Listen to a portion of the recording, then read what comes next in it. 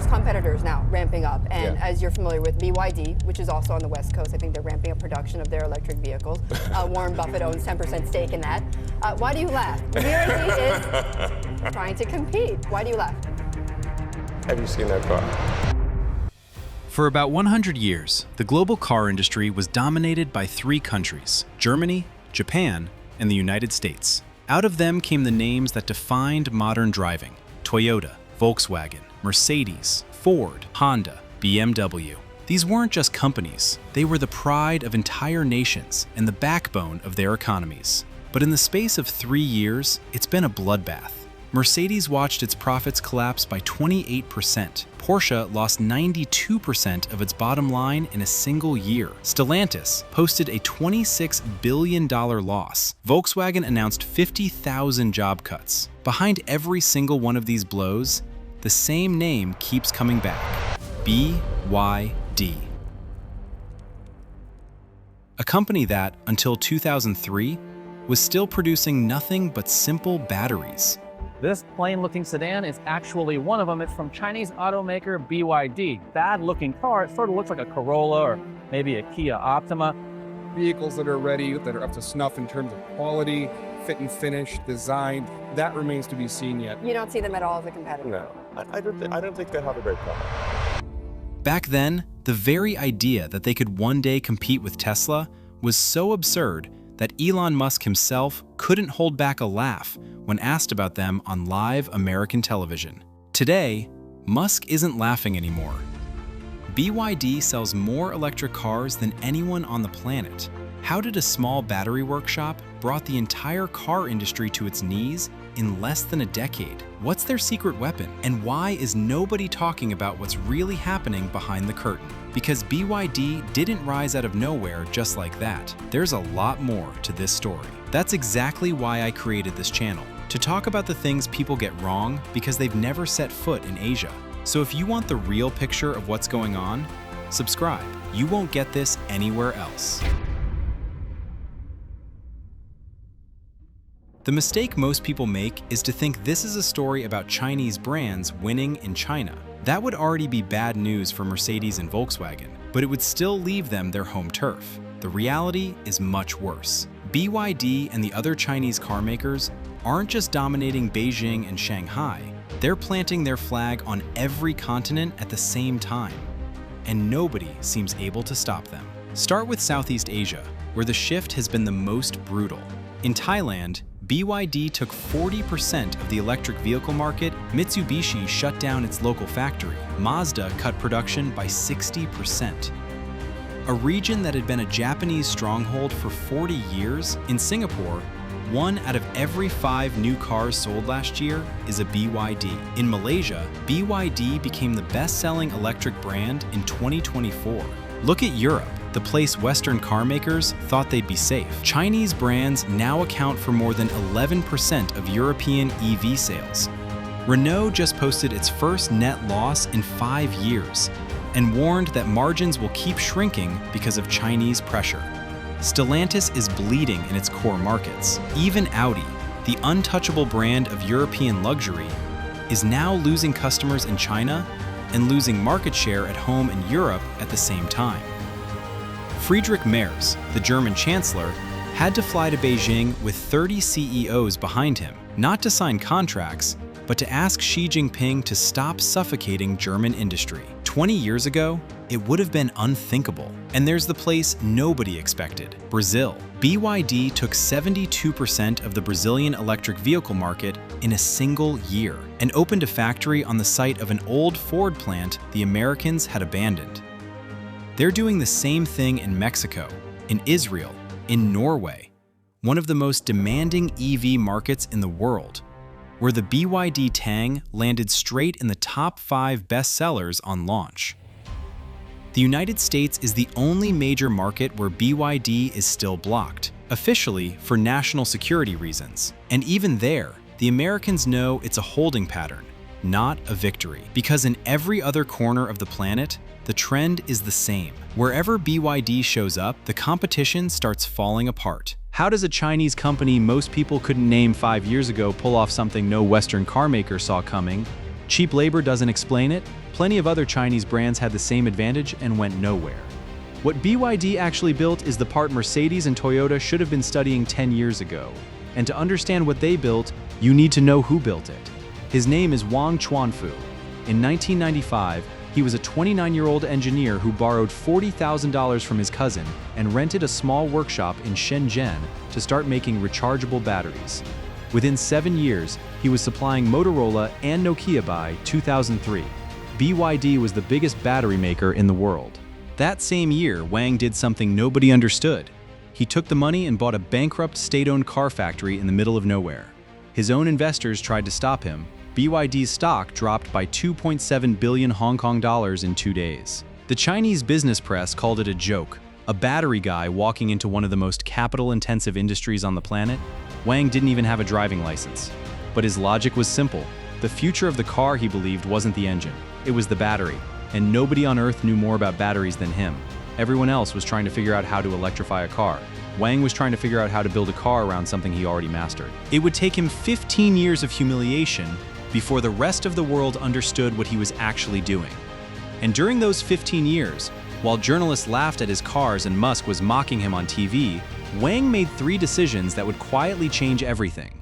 The first was to refuse to depend on anyone. Tesla buys its batteries from Panasonic. Volkswagen relies on hundreds of outside suppliers for chips, motors, electronics, even the glass. BYD decided to build everything in-house, the batteries obviously, but also the semiconductors, the motors, the power electronics, the windshields, the headlights, down to the software running inside the dashboard. When the global chip shortage paralyzed the entire auto industry in 2021, BYD just turned up the dial on its own chip factories and kept delivering. When lithium prices exploded, they were already digging their own in Tibet and South America. The second decision was a bet on the boring option. While Tesla and every Silicon Valley commentator was evangelizing pure electric vehicle, Wang quietly poured resources into plug-in hybrids, cars that run on electricity for daily commutes and switch to gasoline for longer trips. In California, it sounded like a compromise. In most of China, where charging stations were rare outside the big cities, it was the only thing that actually made sense for hundreds of millions of people. By the time BYD was selling more PHEVs than Tesla was selling EVs in total, the Western press was still debating whether hybrids were even a real technology. That compromise gave BYD access to the 500 million Chinese consumers Tesla could never touch, and once they had that volume, the economics of scale did the rest. The third decision was the one that closed the trap. In 2020, BYD released the Blade battery, a different chemistry, lithium iron phosphate, instead of the nickel and cobalt mix everyone else was using. It was cheaper to produce, it didn't catch fire when you drove a nail through it, and it lasted longer. That last part matters more than it sounds. It meant BYD could sell cars at a lower price than Tesla while claiming a genuine safety advantage. 4 years later, Tesla started buying batteries from BYD for its own cars. Let that sink in. The company Musk laughed at on TV is now supplying the batteries inside Teslas. Spoiler alert, they stopped quickly. But you understand that BYD didn't just build better cars, they built a system the competitors structurally can't copy. At least that's the official story. The one you'll read in every business magazine, every Harvard case study celebrating BYD as the next Toyota vertical integration, bold hybrid strategy, breakthrough battery, amazing. Except it's not the full story, not even close. If you're getting value from this, hit subscribe. From day one, BYD has been playing a game nobody else on the field was allowed to play. Between 2015 and 2020 alone, BYD received roughly $4.3 billion in direct subsidies from the Chinese state. In 2016, the year they poached their star designer from Audi, the subsidies they collected from Beijing were higher than the company's entire net profit. Listen to that sentence again. Without the Chinese government writing checks, BYD wasn't making money that year. It was losing it. And it wasn't the only year. The help came in every form you can imagine. Free land for factories, zero-interest loans from state-owned banks, tax breaks on R&D, guaranteed public contracts for buses and taxis in hundreds of Chinese cities, subsidies handed directly to buyers so that every BYD sold in China came pre-discounted by the state. At its peak, analysts estimate BYD was pocketing between $2,000 and $4,000 of public money for every single vehicle rolling off the line. Now stop for a second and think about what that means for a company like Volkswagen or Toyota. When they decide to price a car, they're competing against a rival whose margin isn't calculated the same way theirs is. BYD can sell below cost for years and still post a profit because the Chinese state is quietly topping up the difference. That's not a fair market. This is why Mercedes can't just build better cars. It's why Stellantis can't just cut costs harder. The problem isn't that BYD is smarter or faster or more innovative, although they are plenty of those things. The problem is that BYD is part of a national industrial strategy. Made in China 2025, the plan Xi Jinping laid out a decade ago openly named the automotive sector as one of the 10 industries China intended to dominate globally. BYD is the instrument, the country is the player.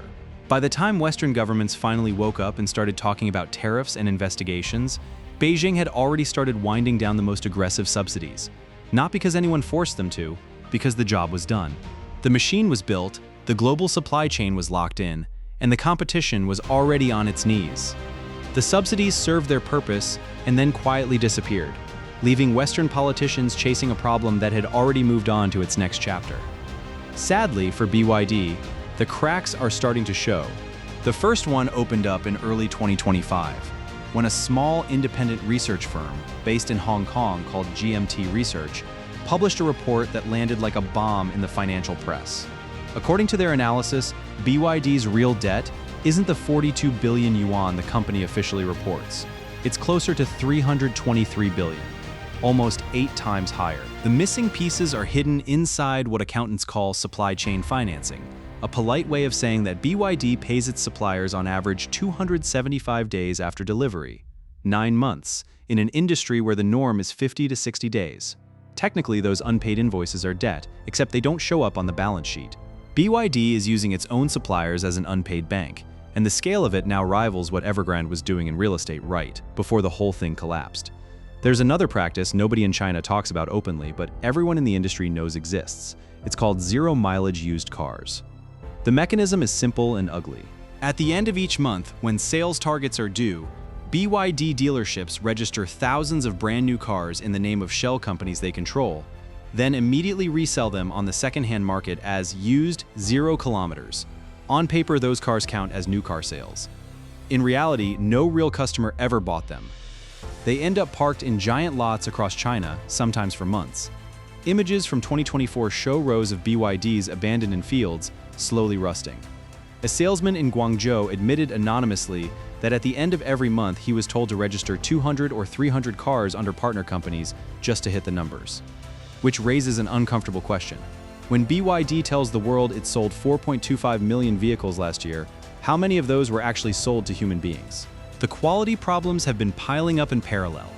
In September 2024, BYD had to recall nearly 97,000 vehicles over a steering column defect that could cause short circuits and spontaneous fires, the biggest recall in the company's history. Well, the biggest until October 2025, when they had to recall another 15,000 vehicles for another problem. On Chinese social media, complaints about the C-Line SUV, radio cutting out after 3 months, GPS showing roads that don't exist, wipers freezing in heavy rain, reached nearly 5,000 official filings in a single week. In Brazil, BYD is being prosecuted by the Labor Ministry for conditions described in court documents as analogous to slavery at its factory construction site in Bahia. 163 Chinese workers, passports confiscated, 14-hour days, no rest days. The case went all the way up to President Lula, and the financials are starting to wobble. Net profit for 2025 dropped by 19%. Global sales in the first months of 2026 fell 41% year-on-year. Geely, the rival Chinese giant, is starting to eat BYD's lunch at home.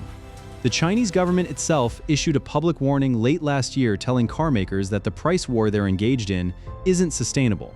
When Beijing tells its own champions to calm down, you know something is off.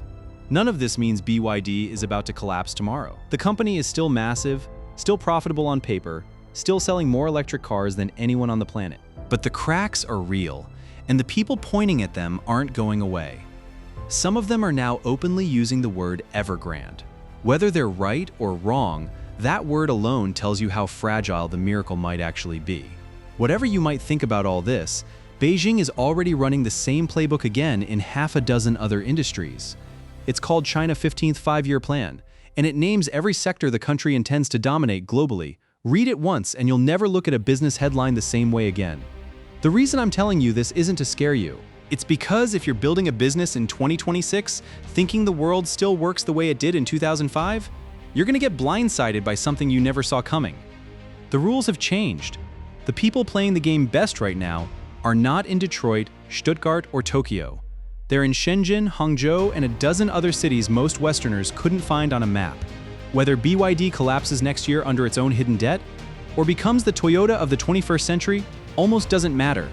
The bigger story is the one playing out behind it. And it's not going to stop with cars. If you've seen this shift happening in your own industry, drop a comment below and tell me what you're watching. I read them all. And if this is the kind of story you want more of, subscribe. That's why I created this channel, to share what's really going on in Asia from the inside, not from a desk in London or New York. See you in the next video.